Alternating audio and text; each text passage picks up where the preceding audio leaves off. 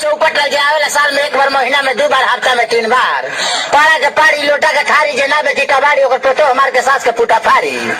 महंगा भलो साड़ी, खुलल बांगन बाड़ी, फिर ना है चौपट लल कबाड़ी, मछली भाभी छोड़ी बड़की काहे ना मारी।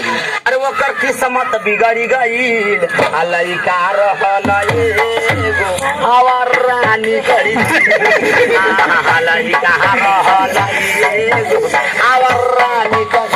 कहनी की बाबू पढ़िला तू एमे बीए, ऐसन मिलल संगतिया लागल दारू पिए। लड़के से समाज ही जिंदगी है। कोई अच्छा समाज पकड़ लेगा लड़का कामयाब हो जाएगा, और गलत समाज पकड़ लेगा जिंदगी उसका बर्बाद हो जाएगा। पहले बात संघर्ष होता है, कुछ संघर्ष उड़ जाए और बात साथ में से एक भाभी का। अरे कहनी की बाबू पढ़िला तू एमे बीए, ऐसन मिलल संगतिया लागल दारू पिए। अरे छोड़ी के पढ़ाई लिखाई और नाचे में निकली गईल, लइका रहल एगो हवर रानी करी गई।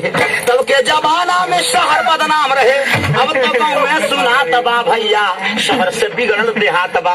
अब के छात्र लोग के पढ़े के ना इच्छा, बगल में मोबाइल धके होता परीक्षा। माई बाप के को बोली ना सहाता, मौगी खातिर जिलेबी की ना तले के में हरारू ससुरारी में रहेला, आ जवन कहे मौगी वही काम करेला। अरे माटी में मिला कर इज्जत और घर से बिचली गईल, लइका रहल रानी करी गई। एक बाल धनौजी के हई गवैया, हमरे गीतिया के बहुत सुनवैया। खैया समोसा भोजौली वाला, तोहरा चरा पर लिख दी है गीत। एक बाल धनौजी वाला। अच्छा चले जाओ यहाँ से, हम कहते हैं चले जाओ यहाँ से, दोबारा यहाँ कभी नहीं आना। Go away।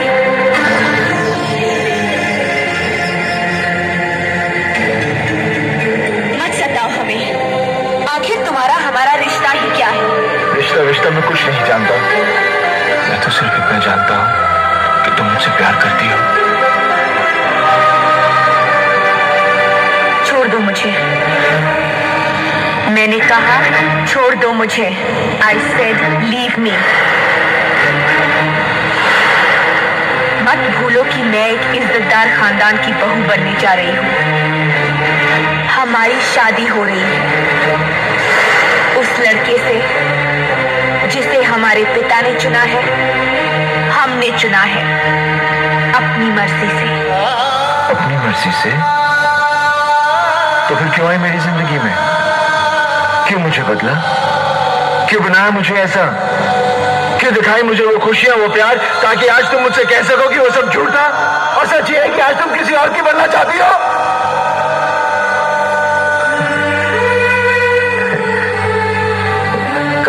काजल, मैं जानता हूं कि तुम सिर्फ मुझसे प्यार करती हो, सिर्फ मुझसे। मैं तुम्हारे बगैर जिंदा नहीं रह सकता। Don't touch me।